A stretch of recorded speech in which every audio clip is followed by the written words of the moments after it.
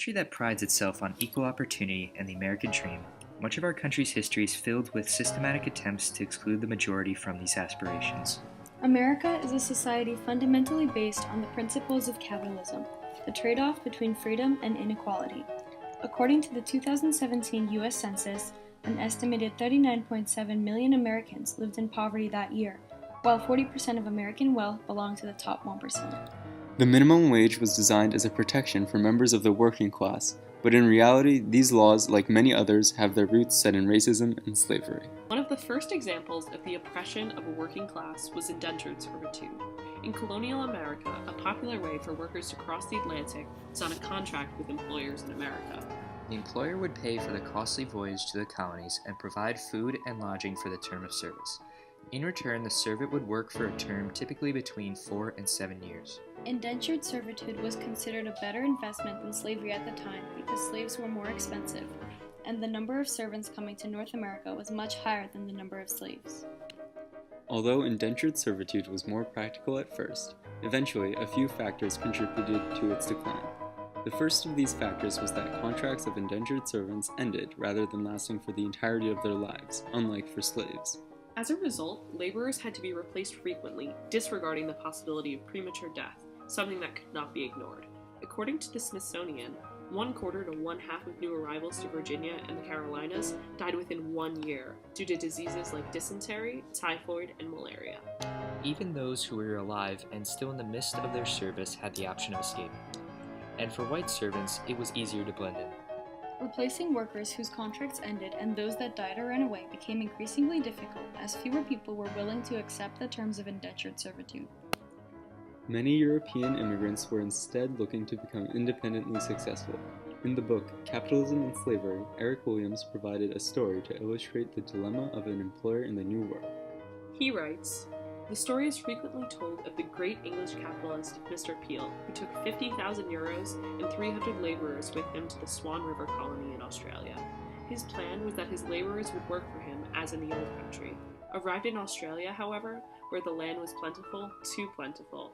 The laborers preferred to work for themselves as small proprietors, rather than under the capitalists for wages. Australia was not England, and the capitalist was left without a servant to make his bed or fetch his water." The abundance of hospitable land in America was even greater than in Australia. For this reason, not only were there fewer indentured servants, but also fewer free people willing to work for wages under plantation owners. Plantation owners needed to offer increasingly higher pay to incentivize white workers, making the costs comparable to that of a slave. These comparable costs, along with the increasing lifespan of slaves, led to the replacement of paid labor with predominantly slave labor. Slavery had a few key benefits over paid labor in the eyes of the plantation owner. The first of these benefits was that after the upfront cost of purchasing a slave required no monetary compensation for work. The permanent bondage and hereditary nature of slavery also meant laborers didn't have to be replaced as often. Additionally, laws surrounding treatment of slaves were nearly non-existent. Slaves could be encouraged to work in whatever way a master saw fit, whether that be through physical violence or separation of families. The use of slave labor also presented an economic opportunity that paid labor did not offer: the profit of trading slaves. Though at its height slavery had an economic advantage over paid labor, over time the costs of maintaining a slave plantation surpassed those of paying workers. As stated in Capitalism and Slavery, where all the knowledge required is simple and a matter of routine, constancy, and cooperation in labor, slavery is essential until the population has reached the point of density and the land available for appropriation has been already apportioned. When that stage is reached, and only then, the expenses of slavery exceed the cost of hired laborers. As Merivale wrote, slave labor is dearer than free wherever abundance of free labor can be procured. Besides the initial price of purchasing a slave, there were hidden costs of maintaining. Plantation owners had to provide for their well-being. For example, here's an excerpt from a 1788 British law. "It is hereby enacted and ordained that if any owner, renter, manager, or overseer of any slave or slaves shall neglect to feed and clothe his, her, or their slave or slaves, or shall neglect in the case of sickness to provide proper medical assistance and advice and comfortable lodging, they shall be fined in a sum not exceeding £100." Additionally, the productivity of slave labor was not as high as that of paid labor. The economic superiority of free hired labor over slave is obvious even to the slave owner. Slave labor is given reluctantly. It is unskilled, it lacks versatility. Other things being equal, free men would be preferred, writes On the Williams. decline in the mid-19th century, increased North-South tensions led to the Civil War and eventually the Emancipation Proclamation, which freed American slaves. After the Civil War, Congress ratified the 13th Amendment in 1865, officially putting an end to the practice of slavery. However, whites in the South sought to keep white supremacy in place, a sentiment that spread across the nation as the Reconstruction era went on. Abolition of slavery meant former slaves were no longer obligated to work for their white masters. To replace the missing slave labor and maintain white superiority, the South turned to other methods of control. The first method employers turned to was debt peonage, a form of servants required to pay off outstanding debts. These debts were often exaggerated or fabricated through racially targeted legislation, such as vagrancy laws. While debt peonage was outlawed in Congress by 1867, the system remained in place in many forms until the 1940s. Even those who managed to avoid the trap of debt peonage ended up in positions of service with little to no pay. A common way businesses would avoid paying black employees was to have them work for tips. The cost of labor in a restaurant was transferred from employers to customers. As stated in a Time article, these industries demanded the right to basically continue slavery with a $0 wage and tip.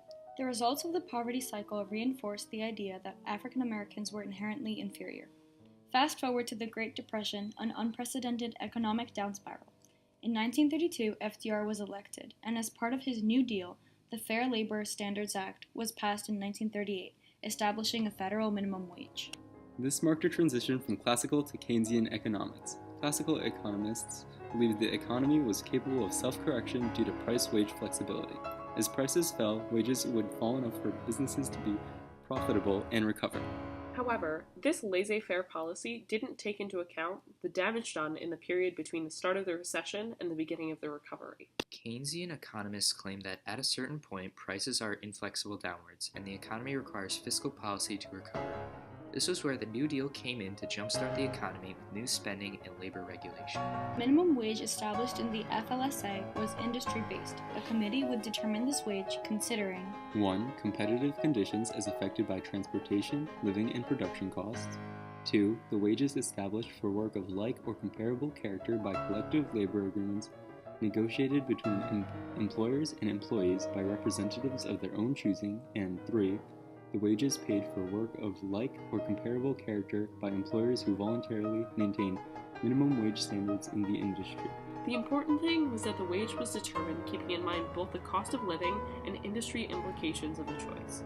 The idea of a minimum wage was based on a moral economy. It was made to guarantee that people had enough money to live off of. And this was the case for people living on the minimum wage in 1938, but not today, and not for people exempt from these regulations. There are a couple of reasons why the minimum wage can no longer support someone. The first is inflation. As you can see on the graph, the real value of the minimum wage has been falling since the 1960s. The changes in the minimum wage have not kept up with rises in the cost of living, failing to meet FLSA standards. For example, as stated in an MIT study, a typical family of 4 with 2 working adults needs to work a 76-hour work week per working adult to earn a living wage. This situation is even worse for a single-parent household, where the parent would need to work nearly a 20-hour day, 7 days a week to support their family. This does not even take into account those whom the minimum wage does not apply to. Employers who do not have to pay minimum wage to disabled workers or those who are given tips, such as in food service. These loopholes need to be closed, and a living wage needs to be implemented nationwide. However, a national living wage would be more complex to implement than it may seem. Cost of living varies regionally. Expenses such as real estate, taxes, and utilities vary greatly, making one federal minimum wage impractical. Instead, a framework must be established to calculate a living wage tailored to each state. Too many families are under the poverty line today because the federal minimum wage cannot support a family. A low minimum wage is not comparable to the tragedy of slavery, but the oppression of the lower class can be traced through history to America today.